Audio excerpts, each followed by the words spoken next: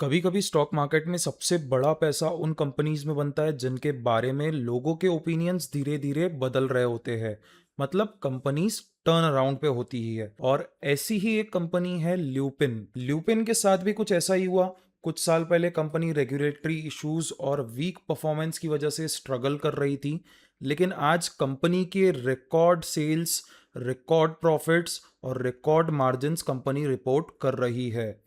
अब सवाल ये है, क्या ये सिर्फ एक टेम्पररी अपसाइकल है या कंपनी के बिजनेस में वाकई में कोई फंडामेंटल चेंज आया है। और सबसे इंपॉर्टेंट, चार्ट पर जो रैली यहाँ पे दिख रहा है पिछले 3 साल के अंदर 290% का जो रिटर्न दिया है, क्या उसके पीछे भी उतनी ही स्ट्रांग फंडामेंटल्स है। तो आज के वीडियो में हम ल्यूपिन को बिल्कुल जीरो से एनालाइज करेंगे। Business model, financials, management, future growth drivers, risk और टेक्निकल लेवल्स। इस वीडियो में ना कोई हाइप होगी और ना ही कोई रिकमेंडेशन, सिर्फ डेटा, फैक्ट्स और एनालिसिस। वीडियो शुरू करने से पहले एक इंपॉर्टेंट डिस्क्लेमर, ये वीडियो सिर्फ एजुकेशनल पर्पस और टेक्निकल एनालिसिस के लिए है। इस वीडियो में डिस्कस की गए सारे स्टॉक्स किसी भी तरह की इन्वेस्टमेंट एडवाइस या रिकमेंडेशन नहीं है। ये सिर्फ एक एनालिसिस है जहां कंपनी के फंडामेंटल्स, टेक्निकल्स और मैनेजमेंट के द्वारा बताए गए फ्यूचर प्लान्स हम डिस्कस करेंगे। किसी भी इन्वेस्टमेंट डिसीजन से पहले अपनी इंडिपेंडेंट रिसर्च जरूर कर लीजिए। सबसे पहले कंपनी को समझते हैं। ल्यूपिन इंडिया की टॉप फार्मास्यूटिकल कंपनीज में से एक है। कंपनी का बिजनेस सिर्फ इंडिया तक लिमिटेड नहीं है। इसका मेजर रेवेन्यू आता है यूनाइटेड स्टेट से, India, Europe, Brazil, south Africa, Australia, Philippines और कई एमर्जिंग मार्केट से। यानी जोग्राफिकल डाइवर्सिफिकेशन काफी स्ट्रांग है। लेकिन सबसे बड़ा रेवेन्यू कंट्रीब्यूटर जो है वो है यूएस मार्केट, और इसी वजह से ल्यूपिन का फ्यूचर भी काफ़ी हद तक यूएस बिजनेस पर डिपेंड करता है। और अब सवाल ये है कि क्या यूएस बिजनेस अभी भी ग्रो कर सकता है। उसका जवाब हम थोड़ी देर में देखेंगे। लेकिन पहले बात करें हम फाइनेंशियल्स की, तो ऑनेस्टली यहाँ पे स्टोरी इंटरेस्टिंग होना शुरू होती है। पिछले कुछ सालों में कंपनी की सेल्स कंटिन्यूअसली बढ़ी है। फाइनेंशियल ईयर 2023 में कंपनी की सेल्स थी लगभग 16,600 करोड़, जो कि फाइनेंशियल ईयर 2024 में बढ़ के 20,000 करोड़ के आसपास आ गई। फाइनेंशियल ईयर 25 में ये बढ़ के 22,700 करोड़ तक आ गई। और फाइनेंशियल ईयर 2026 में कंपनी ने ऑलमोस्ट 28,000 करोड़ की सेल्स अचीव कर ली है। और सिर्फ सेल्स ही नहीं, प्रॉफिटेबिलिटी भी एक्सप्लोड हुई है। ऑपरेटिंग प्रॉफिट फाइनेंशियल ईयर 2023 में सिर्फ 1700 करोड़ का था, जो कि अब फाइनेंशियल ईयर 2026 में बढ़ के 8800 करोड़ के आसपास पहुंच गया है। ऑलमोस्ट 5 टाइम्स की ग्रोथ यहां पे ऑपरेटिंग प्रॉफिट में देखने मिली है सिर्फ 3 सालों में।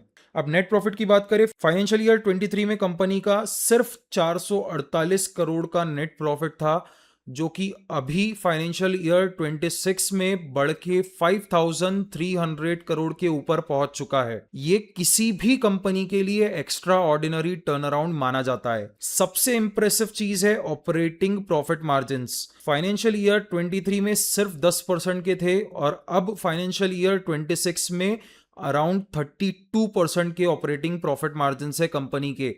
मतलब कंपनी सिर्फ ज्यादा बेच नहीं रही है, बल्कि हर प्रोडक्ट से ज्यादा पैसा भी कमा रही है। और इसी वजह से अर्निंग्स में इतनी फास्ट ग्रोथ देखने मिली है। अब देखते हैं बैलेंस शीट, और ऑनेस्टली यहां पे भी कंपनी काफी इंप्रूव हुई है। कुछ साल पहले तक कंपनी का डेट कंसर्न था, लेकिन आज कंपनी नेट कैश पॉजिटिव में आ चुकी है। कैश कंटिन्यूअसली इंक्रीज हो रहा है, वर्किंग कैपिटल इंप्रूव हुआ है, ऑपरेटिंग एफिशिएंसी इंप्रूव हुई है। मतलब बिजनेस अंदर से भी स्ट्रांग हो रहा है, और ये लॉन्ग टर्म इन्वेस्टर्स के लिए बहुत पॉजिटिव सिग्नल होता है। अब सबसे इंपॉर्टेंट पार्ट है फ्यूचर ग्रोथ ड्राइवर्स, क्योंकि स्टॉक प्राइस पास्ट से नहीं फ्यूचर से डिसाइड होता है। सबसे पहला ग्रोथ ड्राइवर जो है कंपनी का वो है यूएस बिजनेस। फाइनेंशियल ईयर 26 में यूएस बिजनेस ने रिकॉर्ड सेल्स अचीव की है, और मैनेजमेंट का फोकस सिर्फ जेनेरिक मेडिसिन पर नहीं है, वो कॉम्प्लेक्स इंजेक्टेबल्स और बायोसिमिलर्स पर शिफ्ट कर रहे हैं। ये हाई मार्जिन प्रोडक्ट होते हैं, कंपटीशन कम होता है और प्रॉफिटेबिलिटी बहुत बेटर होती है। दूसरा ग्रोथ ड्राइवर है respiratory portfolio. Lupin already respiratory medicine में स्ट्रांग प्लेयर है। मैनेजमेंट कंटिन्यूअसली नए लॉन्चेस कर रहे हैं और ये सेगमेंट फ्यूचर में भी ग्रो कर सकता है। तीसरा और शायद सबसे एक्साइटिंग अपॉर्चुनिटी है GLP-1 ड्रग्स। अगर आपने ओबेसिटी और डायबिटीज मेडिसिन के बारे में सुना होगा तो सेमाग्लूटाइड का नाम जरूर सुना होगा। ये दुनिया का फास्टेस्ट ग्रोइंग फार्मा सेगमेंट बन चुका है। ल्यूपिन भी इस रेस में एंट्री कर चुका है और कंपनी ने सेमाग्लूटाइड लॉन्च किया है और फ्यूचर में ओरल फॉर्मुलेशन पर भी काम चल रहा है। अगर कंपनी सक्सेसफुल होती है तो अगले 5-10 साल का ग्रोथ इंजन ये भी बन सकता है।